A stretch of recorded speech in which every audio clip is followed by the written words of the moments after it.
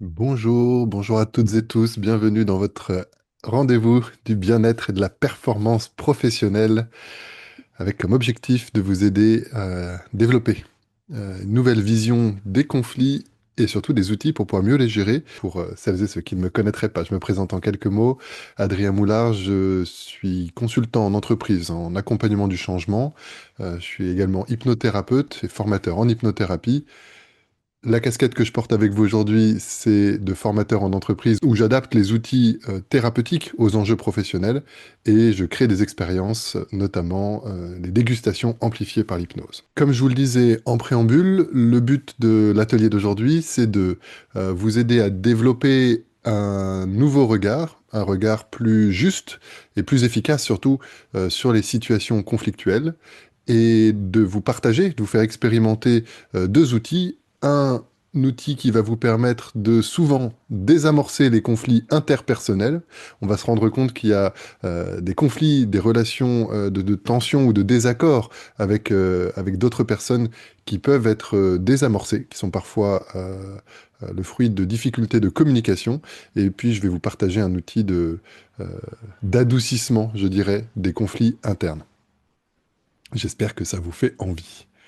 Justement, pour que l'atelier vous soit le plus efficace, ce que j'aimerais que nous commencions par faire, c'est que vous choisissiez une situation concrète dans laquelle vous souhaitez mieux gérer les conflits. Moi, j'ai tout de suite identifié le truc.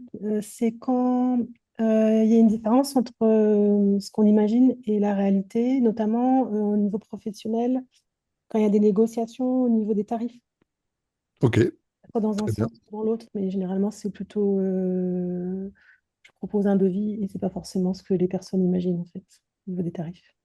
Ok, ça me donne plein d'idées. Merci pour ce cadrage de la situation sur laquelle tu souhaites que les choses puissent se passer mieux. Explorons, on va voir. En tout cas, il y a différents outils qu'on va voir aujourd'hui et ça m'ouvre d'autres pistes.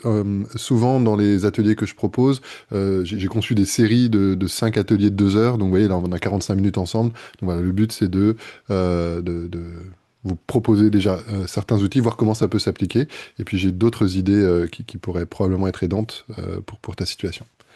Juliette, Merci. ravi d'être Ouais. avec toi aujourd'hui. Salut. Ouais. Alors, en fait, c'est de la gestion de conflit plutôt avec du groupe dans deux situations différentes. Une situation professionnelle, puisque je travaille pour une fédération professionnelle et que je suis la seule salariée, que déjà on est au sein du conseil d'administration, il y a dizaines de personnes, on va dire. Il y a rarement des gros conflits, mais ça peut arriver. Donc, c'est intéressant pour cet aspect-là. Évidemment, il y a aussi toute la gestion des adhérents. Donc, là, il y a beaucoup plus de personnes. Et particulièrement, on organise un séminaire annuel où il peut y avoir des situations un peu conflictuelles et un peu tendues. Donc, c'est intéressant pour moi du niveau professionnel. Et au niveau personnel, bon, on est en fin de mandat, mais j'ai été première adjointe pendant quasiment 6 ans maintenant. Ça va s'arrêter au mois de mars, mais néanmoins, il y a eu beaucoup de souffrance au début de mandat. Et voilà, et juste je me disais comment j'aurais pu faire autrement, euh, comment on aurait pu, même en termes de groupe, faire autrement et agir et réfléchir et s'écouter mieux. Voilà, parce que ça a été très très compliqué au départ. Voilà, donc dans deux situations très différentes, mais qui sont toujours des situations de groupe plutôt que de personne à personne. Voilà. Ok, très clair. Merci beaucoup. Euh, j'ai hâte de voir ce qu'on va vivre ensemble aujourd'hui, dans quelle mesure ça peut venir résonner et s'appliquer, bien sûr, à tes enjeux. Notamment, j'entends la situation de groupe. Excellent. Et pour toi, Bernadette, quand tu t'es inscrite, quelle est ton idée Oui, bonjour Adrien, bonjour Émilie et Juliette. Donc Bonjour. moi de mon côté, c'est pas de situation précise et en même temps, c'est quand je me retrouve face à une personne où il y a le mental qui s'en mêle, où la personne me parle un peu plus sèchement et où moi je suis pas d'accord et elle me laisse pas le temps de m'exprimer. Là, je sens quelque chose qui bout et je rentre en conflit, du coup, dans une espèce de colère. Et au lieu de parler posément, de prendre mon temps, de revenir à l'intérieur de moi, bah, c'est tout blanc. Ok, merci beaucoup Bernadette. Hum, Le deuxième outil qu'on verra dans l'atelier aujourd'hui devrait apporter donc, des réponses assez, j'espère, adaptées à la situation, parce que finalement, ce que tu décris, ça a d'être un conflit interne entre de la colère qui arrive, une partie de toi qui aimerait t'exprimer de manière plus saine, plus assertive, plus juste, et ce blocage, c'est assez classique, hein, quand on est pris par les émotions, ça a tendance à désactiver les capacités cognitives, et tu te retrouves un peu dans du blanc, dans du vide, Ouais. euh, et donc... euh, les deux outils devraient être assez bien adaptés, mais en tout cas, finalement, la situation dans ce que tu décris a l'air d'être, en tout cas en partie, dans ton vécu interne et qui va te permettre de retrouver de la ressource pour mieux être en lien avec l'autre. Ok, merci Carrément. infiniment pour ces partages. Avant que on rentre dans le contenu de l'atelier, j'aimerais que vous preniez quelques fractions de secondes. Quand vous pensez à ces situations où pour l'instant la gestion du conflit est pas encore optimale, on va dire, Qu'est-ce qui... Comment ça vous fait vous sentir, comment ça résonne à l'intérieur, comment c'est dans votre corps, comment c'est dans votre tête, les ressentis, les perceptions que vous avez quand vous pensez à ces situations à l'instant? Moi, c'est plutôt un sentiment de colère, mais Hmm. qui n'est pas forcément exprimé. Du coup, ça se manifeste au niveau de la gorge et j'ai l'impression que enfin, je joue le jeu, mais je sais que je vais perdre mon temps.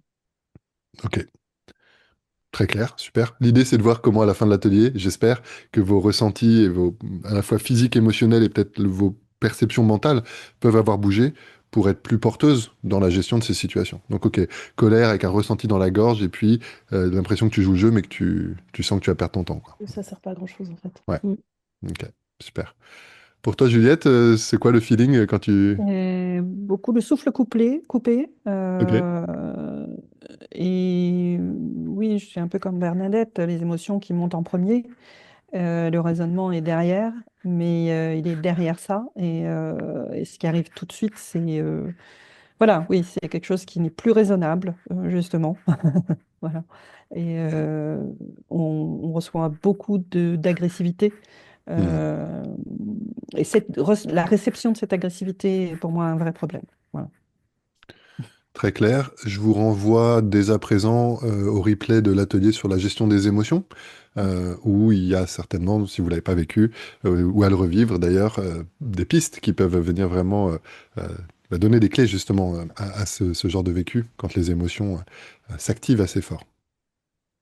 Bernadette, en l'état, avant qu'on fasse un travail Bah, d'évolution, quand j'y pense, là, bah, ça me fait, j'ai peur et je me dis, ça y est, je perds tous mes moyens et c'est une contraction au niveau du ventre et je me dis, je vais pas y arriver et voilà. très clair, super. Euh, le mec dit super alors que vous exprimez des choses plutôt négatives. Non, super que vous soyez au contact de vous-même et qu'on ait un point de repère sur ce qui se passe à l'instant pour pouvoir effectivement encore mieux mesurer, j'espère, comment dans une trentaine de minutes, eh bien, vos vécus internes peuvent changer. Alors, le moteur initial de cet atelier, c'est la lecture d'un excellent livre qui s'appelle Éloge du conflit de Miguel Benassayag et Angélique Del Rey, qui transforme notre vision du conflit. Je ne sais pas vous, votre ressenti, mais souvent, le conflit, on n'aime pas, quoi. Le conflit, c'est vu comme quelque chose de négatif, c'est assimilé à de l'affrontement, c'est assimilé à de la violence. Or, d'un certain point de vue, on peut considérer que le conflit est inhérent à la vie, et qui peut même être sain et positif.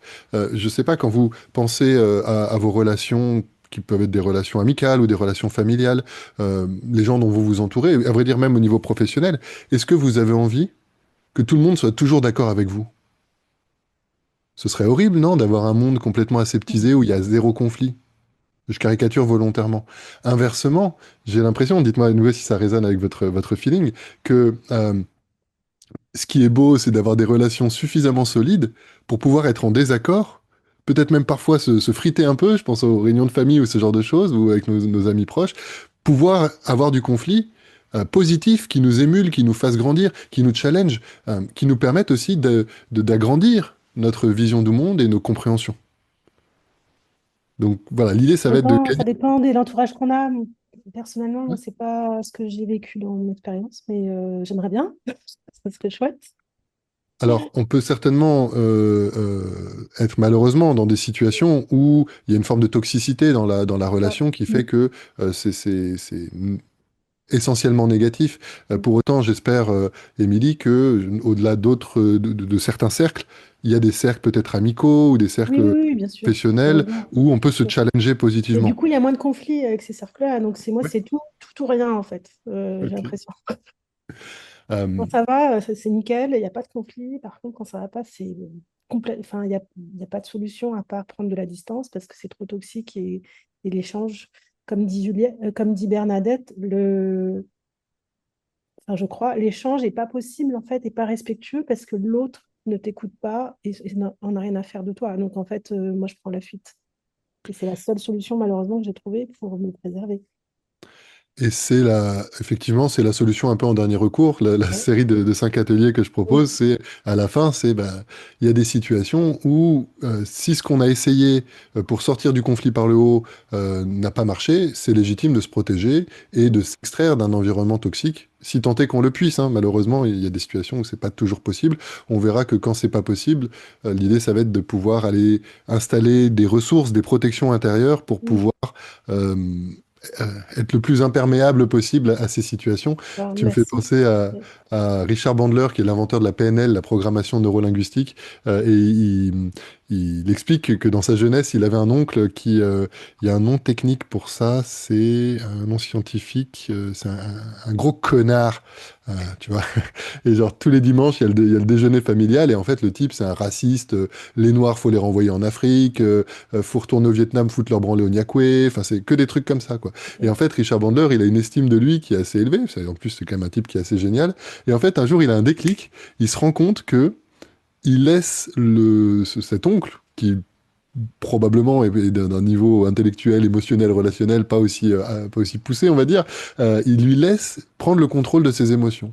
Et en fait, à partir de là, il explique qu'il a un shift mental et plutôt que d'essayer de le contredire ou d'essayer de l'amener à changer, il va plutôt jouer avec lui et donc c'est lui qui l'active. Et donc il change pas son oncle. Finalement, il change pas grand-chose au déjeuner dominicaux, mais par contre, il a changé sa posture, Mm. sa manière d'être en interaction et du coup, il en souffre beaucoup Mm. moins, voire ça devient quelque chose de fun. Donc, effectivement, les situations extrêmes mises à part, les personnes avec qui il n'y a pas du tout de conflit, il n'y a pas de sujet. Les personnes qui sont exclusivement conflictuelles ou les relations qui sont exclusivement conflictuelles, et ça vaut le coup même le coup de tester les outils que je vais vous proposer, parce que si ça se trouve, c'était des manières de les gérer qui pouvaient entretenir ou contribuer à l'entretien de ces relations difficiles. Et effectivement, Émilie, bien sûr, heureusement qu'il y a aussi la possibilité de s'éloigner, de couper les ponts et de choisir les gens avec qui on a envie de passer du temps. Et du L'idée, coup, ça va être de vous donner des clés pour les gens avec qui vous devez ou avec qui vous souhaitez améliorer les relations, et bien d'explorer comment vous pouvez le faire. ouais, merci, intéressant. Mm. Sachant que la posture de ce que je propose en général, au-delà de l'atelier d'aujourd'hui, c'est une posture de responsabilité de ce que nous, on peut faire. Et ça peut être très beau parce que c'est très empouvoirant, ça rend du pouvoir, et c'est aussi responsabilisant, dans le sens où ça nous pousse à assumer notre part de la responsabilité de la relation, ce qui n'est pas toujours évident, parce que bah, quand il y a des violences ou des choses désagréables, ben, du coup, on peut avoir tendance à charger l'autre, ou en tout cas à reprocher à l'autre, ce qui d'ailleurs peut être aussi légitime. Ce que je trouve magnifique, c'est la beauté qu'il y a à explorer ce que nous, on peut faire. Après, ça ne veut pas dire que on devra le faire tout le temps systématiquement, mais moi, mon but, c'est de vous ouvrir, de vous inviter à explorer ce que vous pouvez faire. Euh, Quand vous connectez avec l'idée que le conflit sort un peu de la caricature de la situation absolument négative qu'il faudrait éviter tout le temps, que le conflit peut même être une source de croissance, d'évolution et d'amélioration, euh, comment ça résonne là, comme ça, euh, en termes de feeling, peut-être dans votre tête ou dans votre corps?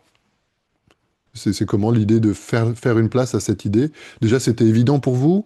Ou s'il y a un côté un petit peu, tiens, c'est vrai que j'avais jamais regardé le conflit sous un angle potentiellement positif. Moi, j'ai jamais vu, enfin, pour l'instant, pour moi, le conflit, ça reste du conflit, ça reste pas quelque chose qui puisse évoluer, donc ça me fait peur, quoi. Ok.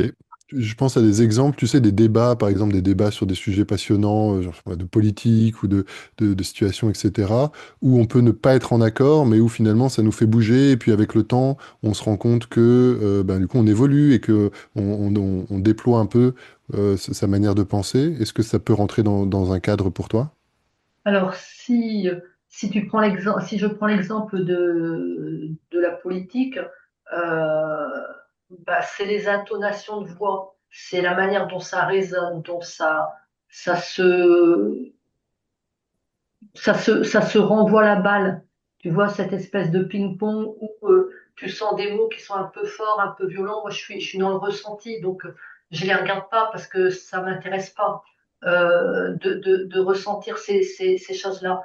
Par contre, quand c'est un débat, enfin, c'est pas un débat du coup pour moi, c'est quand c'est une discussion en échange et où j'ai la possibilité d'apprendre, là, ça m'intéresse.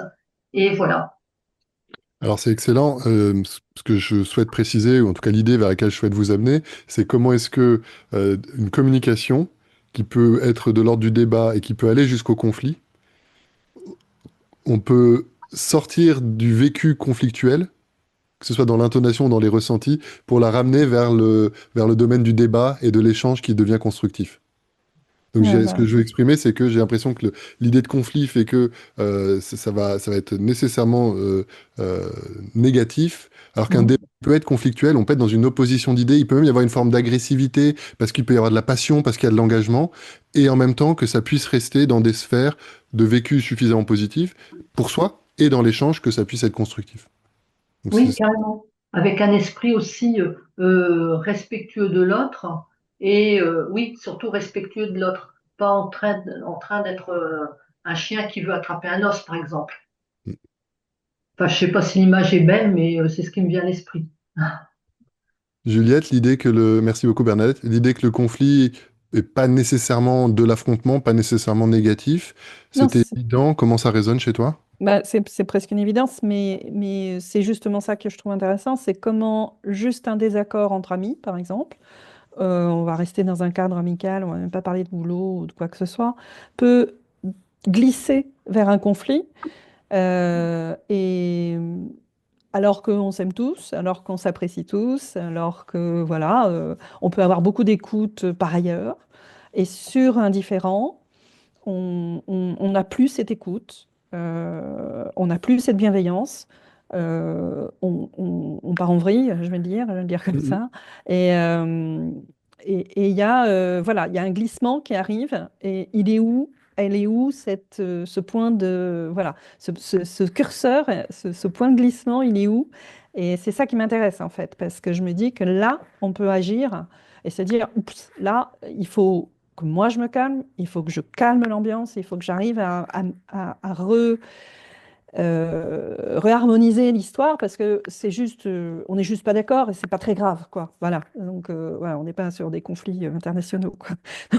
Et souvent, ça prend des dimensions, voilà, qui me paraissent énormes quand on est en situation conflictuelle alors qu'on est juste en désaccord. Et c'est pas, pour moi, c'est pas du tout le même niveau justement de curseur. Enfin, voilà, le désaccord, la critique peut être extrêmement constructive aussi, euh, même si elle est parfois difficile à entendre, mais souvent on y revient dessus, on se dit, ah oui, finalement, il avait raison, elle avait raison, enfin voilà. Mais là, d'un seul coup, on glisse sur le conflit, et le conflit, lui, il engage du coup d'autres émotions qui, elles, submergent, en fait. Voilà. Et une de mes hypothèses de travail, merci beaucoup, c'est très juste, c'est que probablement que la réaction émotionnelle qui peut être très forte, est en lien, parfois peut être complètement légitime, en lien avec nos valeurs, etc. Et en même temps, elle peut être aussi alimentée par justement une peur du conflit, par une peur de l'opposition, par nos expériences précédentes qui peuvent nous activer. Et combien de fois ça nous est arrivé, je pense qu'on est tous dans ce cas-là, où on peut se faire prendre par des émotions, c'est-à-dire que se faire submerger presque par des émotions qui vont avoir un impact sur nos comportements, pour se rendre compte, une fois qu'on redescend, qu'en fait on s'était trompé, que notre émotion était un petit peu à côté de la plaque. Et donc l'idée, à nouveau, c'est pas de se dire qu'on a tort ou qu'on a raison, c'est de gagner en souplesse par rapport à nos automatismes. Excellent. Émilie, en 2 mots, parce que j'ai quand même plein de contenu, puis le temps est déjà passé Moi, assez je vite, suis mais d'accord avec Bernadette et Juliette, parce que du coup, tout ce qui est débat politique, pareil, moi, je ne regarde pas. Il y a trop de violence. Pour moi, ça m'atteint trop. Euh, Moi, malheureusement, j'ai des conflits avec des personnes qui sont toxiques. Donc, j'ai tendance à ne pas pouvoir les résoudre et à prendre du recul. Sinon, c'est des conflits qui m'atteignent quand même moins. Et malheureusement, les conflits toxiques sont avec des personnes proches, de ma famille notamment. Donc, je réagis peut-être pas comme je devrais réagir et je réagis en me protégeant. Et même quand je réagis, il n'y a pas de il y a pas de compréhension en face. Mhm. Donc, c'est difficile de le rendre positif, ce conflit finalement. Avec les gens proches, les amis, j'ai pas trop de conflits. Moi, enfin, je suis pas très, c'est pas trop mon tempérament.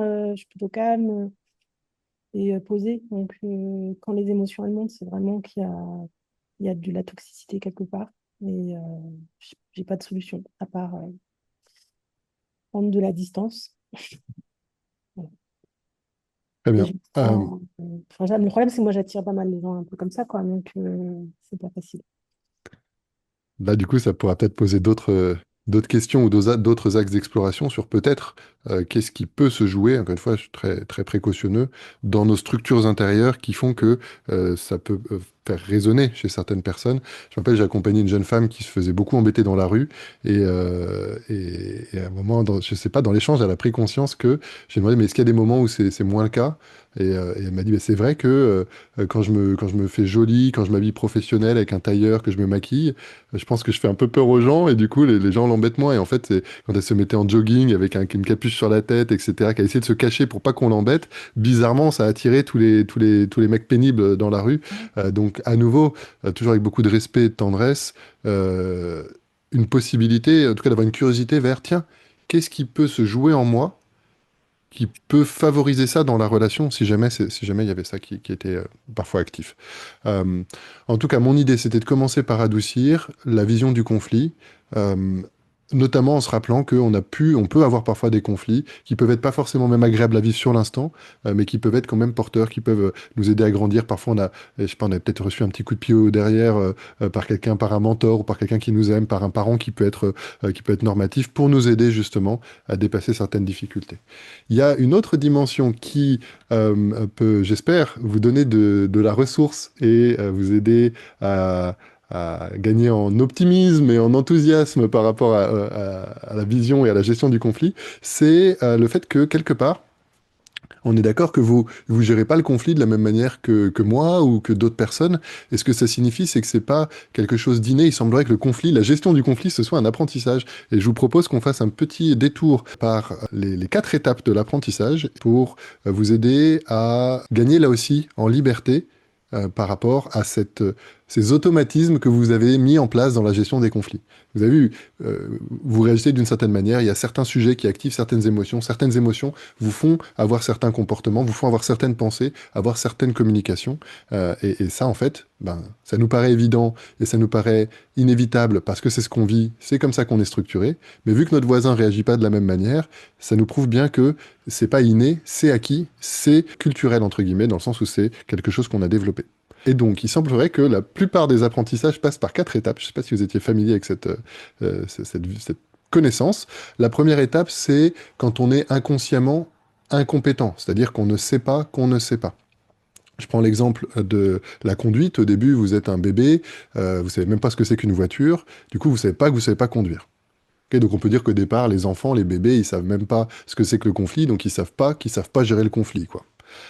Ensuite, il y a une étape de prise de conscience où on devient consciemment incompétent. C'est-à-dire on commence à comprendre la situation et on se rend compte qu'on n'a pas les outils, qu'on n'est pas encore équipé.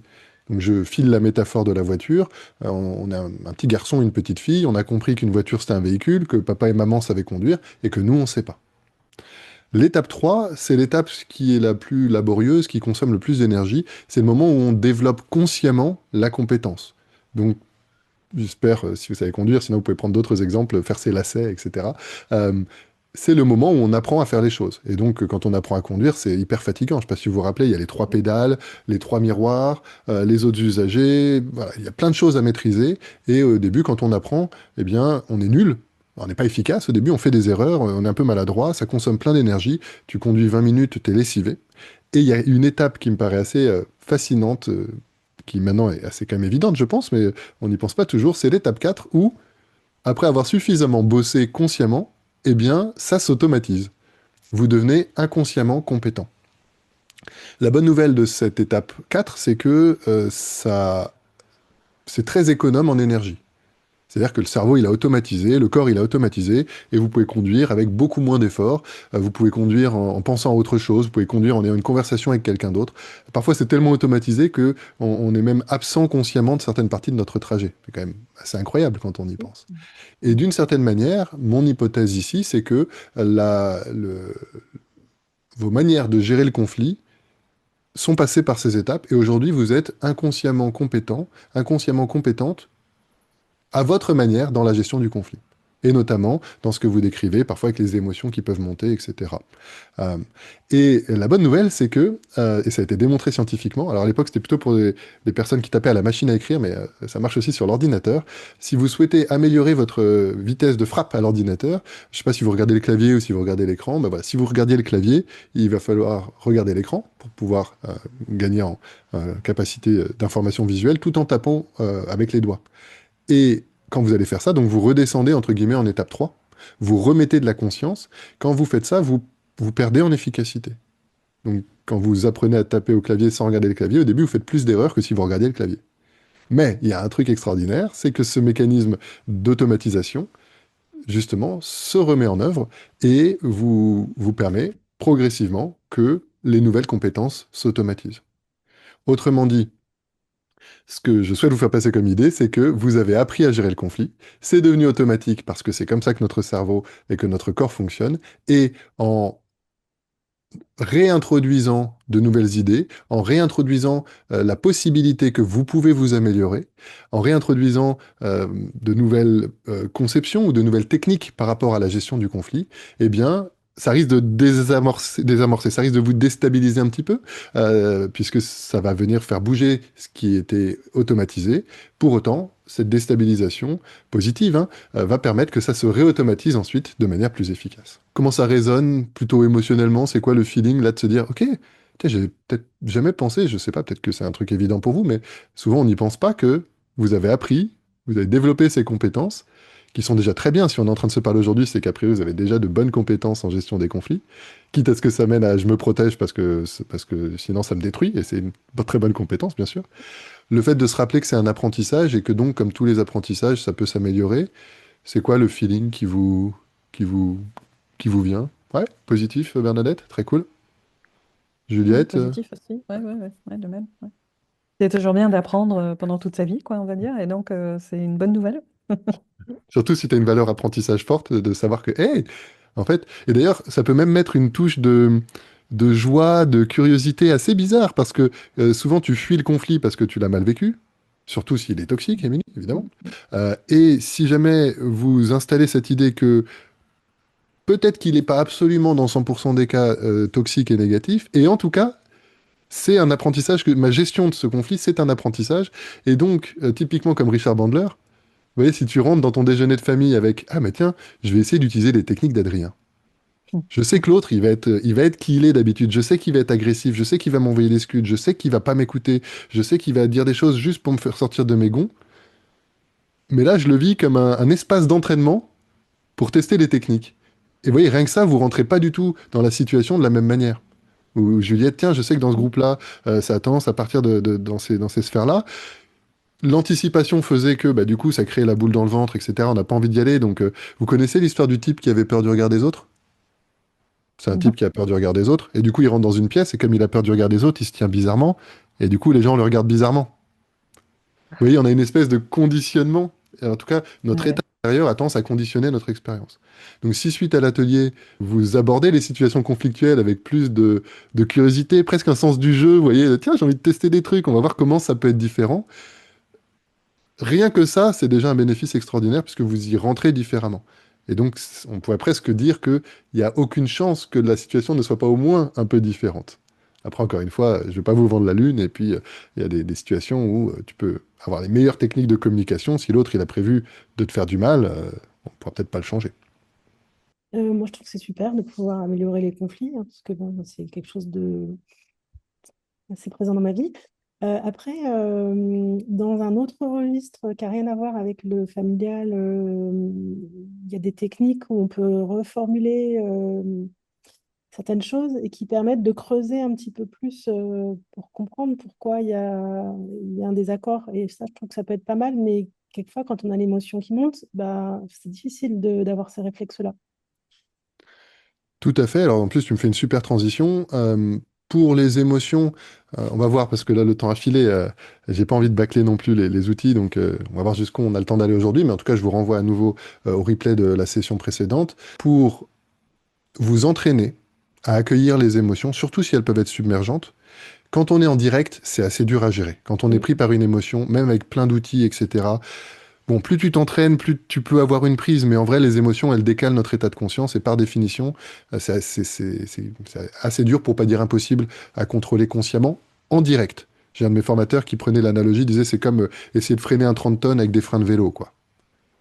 Au moment où le cerveau il est en mode émotionnel, le cortex préfrontal il est désactivé, donc on n'a pas les outils. Pour autant, si vous savez qu'il y a ces situations, le fait de vous entraîner par anticipation, d'y réfléchir. Typiquement, je reprends les techniques qu'on a vues sur la gestion des émotions. Une bonne manière de s'entraîner avant, quitte à s'exposer un peu à l'émotion, mais sans être vraiment dans la situation, pour entraîner votre système à réagir différemment. Après, tu vis la situation en direct. Avec du bol, bah, du coup, c'est amélioré. S'il n'y a pas de bol, c'est pareil qu'avant. Et ça te donne une occasion de mieux te connaître et de faire des boucles comme ça. Donc, je travaille, j'anticipe, je regarde comment ça change ou pas en direct, et s'il y a besoin de continuer d'améliorer, et on fait des boucles. Et à nouveau, j'espère que ça crée de la douceur à l'intérieur, de percevoir les situations qu'on essayait d'éviter parce qu'elles étaient désagréables, de les percevoir comme des espaces d'entraînement pour s'améliorer soi, améliorer sa vie et ses relations. Euh, Sur les deux outils que j'avais prévus, voilà, on a consommé un peu plus de temps, mais c'est très bien. Je pense que c'est bien qu'on puisse euh, bien faire ce qu'on fait, et puis prendre le temps aussi de faire que ces ateliers soient les plus sur mesure possible. Donc, on va se concentrer sur un premier outil que vous connaissez peut-être d'une certaine manière, en tout cas dans lequel je vais vous apporter des précisions. Il semblerait qu'il y ait un certain nombre de conflits interpersonnels qui soient liés à des enjeux de désynchronisation. La synchronisation, c'est l'idée que quand on communique avec d'autres personnes, quand la communication est bonne, et bien souvent, on va se synchroniser. Donc, vous avez vu sur l'image, les gens, ils sont habillés un peu pareil, donc on peut synchroniser nos habits. Quand on travaille en banque, on s'habille pas pareil que quand on travaille dans une start-up de la tech, ou qu'on travaille j'en sais rien, moi, dans un champ, par exemple. Il y a une synchronisation au niveau du langage. Dans certaines entreprises, dans certains milieux, les avocats, ils ont un jargon, les médecins, ils ont un jargon. Et on se rend compte que, alors dans des exemples classiques, quand on va à un concert, on va tous se synchroniser sur la musique, les gens peuvent taper des mains en même temps, on peut chanter en même temps. Quand on est quelqu'un de proche avec qui on s'entend bien, vous savez, quand on marche, on va tendance à marcher au même rythme. Donc en fait, il semblerait que la synchronisation soit à la fois la conséquence d'une bonne communication et la condition. Donc on sait pas trop, c'est l'œuf ou la poule, quoi. Mais en gros, quand tu t'entends bien, eh bien souvent tu vas être synchronisé.